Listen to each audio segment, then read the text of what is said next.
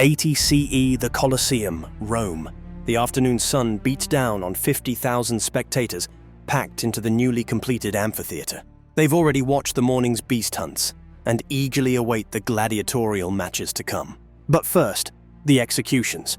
Guards drag a trembling man into the arena. He's naked, except for an animal skin draped over his shoulders and a crude wooden mask covering his face. The crowd roars as the announcer declares his crime: patricide, the murder of his own father. 4 animals are brought forward in wooden cages: a snarling dog, an agitated rooster, a vicious monkey, and a venomous viper. The condemned man struggles as executioners force him into a large leather sack. The animals follow, one by one. The crowd falls silent as the man's muffled screams merge with inhuman sounds from inside the sack. Hissing, growling, scratching, biting. Every criminal in Rome knows this punishment, Poena Cullei, where nature itself becomes the executioner. This was Roman justice. Rome didn't just punish people, it made a public event of it, where mercy was weakness and death was art. The Romans, masters of law, engineering, and military conquest, were equally innovative when it came to inflicting suffering. Today, we're exploring the 5 most horrifying punishments of ancient Rome, where justice meant spectacle and death was just the beginning of suffering. Number 5. Damnatio ad Bestias, death by wild beasts. Perhaps no punishment better embodied Rome's fusion of entertainment and execution than damnatio ad Bestias, condemnation to the beasts. This punishment transformed the Colosseum and other amphitheaters across the empire into theaters of death. Unarmed, condemned criminals would be forced into the arena to face lions, bears, leopards, and other wild animals, specially imported from across Africa and Asia for the purpose of tearing human beings apart. These executions were part of the midday entertainment at games. Ludi. Crowds would watch prisoners, often dozens at a time, driven into the arena to meet their fate. The Roman poet Martial described these scenes with disturbing enthusiasm, writing of a female criminal mauled by a lion. Her punishment matched her crime. The guilty flesh was torn to pieces by the beast's mighty teeth. Some victims were dressed as figures from mythology or tied to posts. Others were coated with animal blood or honey to make them more enticing to the beasts. Occasionally, they were dressed as animals themselves in a macabre form of mockery. The method was especially reserved for 3 categories of criminals: slaves who had attacked their masters, captured enemies who had resisted Roman conquest, and those accused of sacrilege, including many early Christians who refused to acknowledge the emperor's divine status. The Christian aspect became particularly significant during periodic persecutions. Emperor Nero blamed Christians for the Great Fire of Rome in 64 CE, resulting in mass executions in his gardens where, according to the Roman historian Tacitus, Christians were covered with the skins of beasts and torn by dogs, or nailed to crosses and set on fire so that they might serve as torches when daylight failed. For the upper-class Romans attending these events, watching such brutality wasn't considered barbaric, but a civic duty, a public affirmation of proper Roman values and the consequences of defying them. The philosopher Pliny the Younger praised such spectacles for instilling a contempt for death among the populace. Before we continue with some of the darkest Roman punishments, I'd like to ask for your support. If you're finding these historical revelations interesting, please take a moment to like this video and subscribe to the channel. Thank you to all who do. Now, let's dive into the truly shocking atrocities that many historians prefer to overlook. Number 4. Crucifixion. No Roman punishment has become more infamous than crucifixion, a method so painful that our word excruciating derives from the Latin for out of the cross. While the cross is now primarily associated with Christianity, the Romans employed this punishment for thousands of condemned criminals and rebels. It was specifically designed to maximize both physical agony and public humiliation. Roman citizens were legally exempt from crucifixion because it was considered too degrading, reserved instead for slaves, rebels, pirates, and the empire's most despised enemies. The process began with flagellation, a brutal flogging with a whip often embedded with bone or metal that tore flesh from the back, weakening the condemned before they even reached the execution site. The victim was then forced to carry the horizontal beam of their cross, the patibulum, through public streets to the execution ground, typically located along busy roads or hillsides where the dying would be visible to passers-by. At the site, the victim would be stripped naked and either tied or nailed to the crossbeam through the wrists. This beam would then be lifted and fixed to the vertical post. The feet might be nailed directly to the upright or to a small platform. Contrary to popular depictions, evidence suggests most crucifixions used a T-shape, crux commissa, rather than the familiar cross shape. What made crucifixion particularly brutal wasn't just the pain of nails, but the method of death itself. The position forced victims to pull themselves up by their wounded limbs just to breathe, creating a horrific cycle of asphyxiation and pain that could last days. Death usually came from suffocation, exhaustion, or heart failure. The most infamous mass crucifixion followed the defeat of Spartacus's slave rebellion in 71 BCE. Over 6,000 captured slaves were crucified along the Appian Way from Rome to Capua, a 120-mile stretch of road lined with crosses as a warning against future uprisings. Travelers would have passed thousands of men slowly dying in agony. The message was clear: enemies of Rome would be excluded from both human and divine mercy. This punishment was so effective at inspiring terror that the Jewish historian Josephus called it the most wretched of deaths. Even hardened Roman soldiers could be broken by the threat of the cross. When Emperor Crassus crucified 6,000 slaves after Spartacus's rebellion, his message echoed through generations of potential rebels: defy Rome, and this will be your reward. Number 3. Vivicombustion, burning alive. Fire, the element Romans associated with both purification and destruction, became another theatrical method of execution for particularly reviled criminals.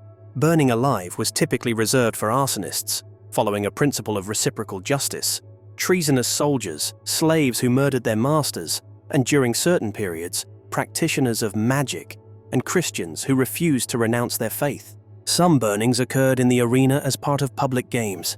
Others took place at the scene of the original crime, or in symbolic locations like temples to demonstrate religious restoration after sacrilege.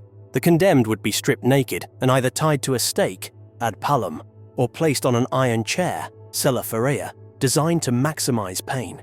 To prolong the suffering, executioners often used green wood that burned slowly and generated more smoke. For particularly hated criminals, the fire might be started at the feet, ensuring a slower, more agonizing death as the flames gradually climbed the body. Emperor Nero elevated burning to a grotesque art form following the Great Fire of Rome in 64 CE. According to the historian Tacitus, Nero blamed Christians for the conflagration and had them burned in his gardens as human torches. Covered with the skins of beasts, they were torn by dogs and perished, or were nailed to crosses, or were doomed to the flames and burnt to serve as a nightly illumination when daylight had expired. What made this punishment especially terrifying was its religious implications. Romans believed that fire destroyed not just the body, but potentially the soul itself. This made burning a spiritual punishment that extended beyond death, a concept particularly disturbing in a culture obsessed with proper funeral rites and the afterlife. Number 2. Poena Cullei, the punishment of the sack. Some Roman punishments were reserved for crimes so unnatural that they required equally unnatural deaths. None better exemplifies this than Poena Cullei, the punishment of the sack, specifically designed for patricides, those who murdered their own fathers. For Romans, patricide represented the ultimate perversion of natural order. The father, paterfamilias, held absolute authority in the Roman family. To kill one's father was to attack the very foundation of Roman society and the authority structure that maintained it. The punishment was symbolic and horrific. After being marched through the streets in a cap made of wolfskin, the condemned was sewn into a leather sack, along with a live dog, a rooster, a monkey, and a viper. This macabre menagerie was then thrown into the Tiber River or the sea. Each animal held symbolic significance. The snapping dog represented shamelessness, the monkey, the perversion of human form, the rooster, restlessness, and the viper, malevolence. Together with the murderer, they created a self-contained hell, designed to continue the punishment even after drowning began. Emperor Claudius reportedly witnessed this punishment and found it so compelling that he revived it after a period when it had fallen into disuse. The jurist Modestinus later recorded that the condemned would be beaten with blood-colored rods before being sewn into the sack, adding yet another layer of symbolic retribution. What made this punishment particularly terrifying wasn't just the drowning, but the chaotic final moments as the animals, panicking and confined in darkness with the criminal, would bite, scratch, and peck in their own desperate attempts to escape, creating a nightmarish death chamber that perfectly embodied the Roman fear of disorder. Number 1. Mythological Executions. Perhaps the most uniquely Roman form of execution merged punishment with performance art in a grotesque form of theatre. During some games, condemned criminals were forced to enact the deaths of mythological figures, except these performances ended in actual death. The poet Martial described these fatal charades, where criminals faced real punishments in place of fables. One day at the Colosseum, a prisoner was made to fly as Icarus, only to be dropped onto the arena floor to his death. Another was forced to play Hercules, burning alive on a pyre, just as the mythical hero had in legend. One account describes a prisoner playing Orpheus, meant to charm animals with music. Only in this version, the animals were untrained and tore him apart. Another prisoner portrayed Pasiphae, the mythological queen who mated with a bull, by being exposed to a real bull that gored him to death. For the educated elite familiar with Greek and Roman mythology, these performances added an intellectual veneer to what was essentially public torture. They demonstrated Rome's ownership of not just its enemies' bodies, but also Greek cultural heritage, which Romans had appropriated and now literally brought to life and death. For the masses, these spectacular deaths provided a religious dimension to execution. Myths were an essential part of Roman religion, and by reenacting these sacred stories with real consequences, the arena became a place where divine justice manifested in the human world. Tertullian, an early Christian writer, described these events with horror. "The other day at noon, I saw a man half burned in a battle with a leopard.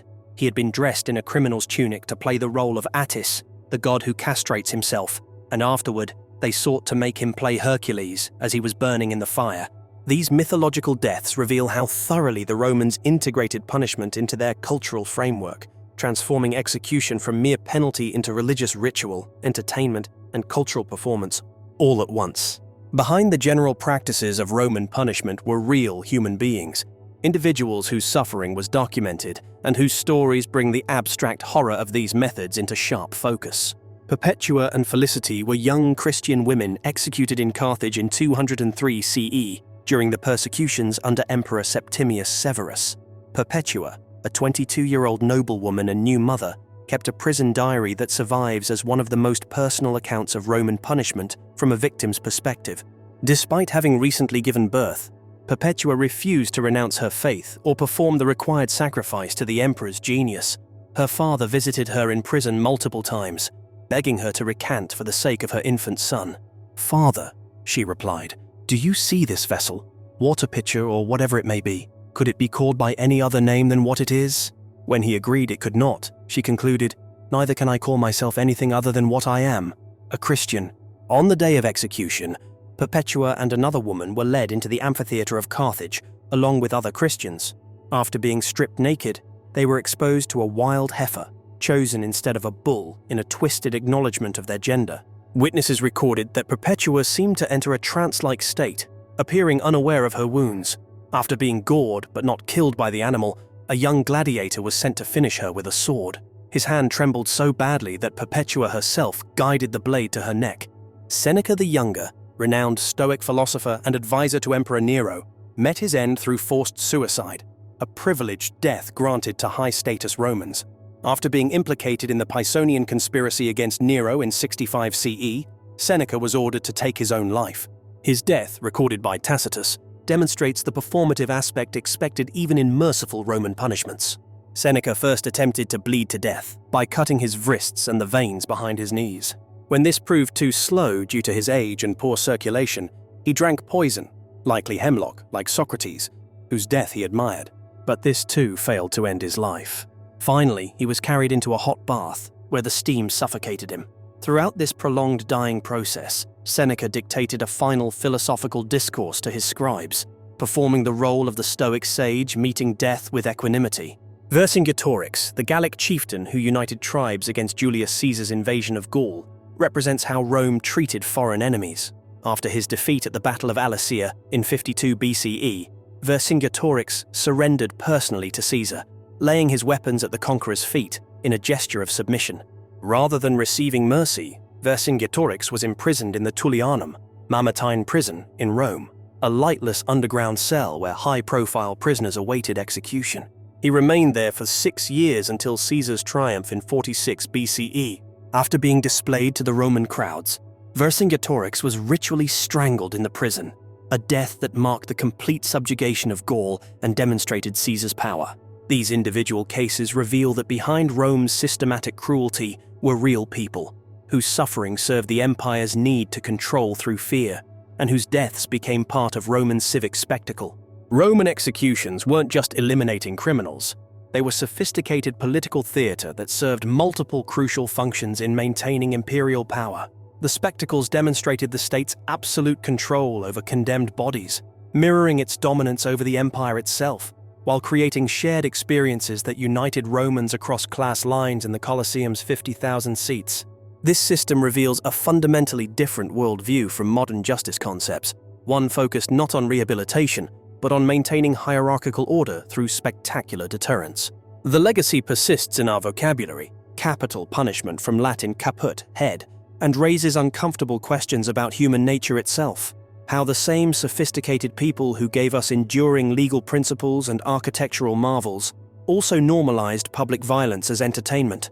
Rome's darkest punishments also reveal how easily humans can accept cruelty when it wears the mask of justice.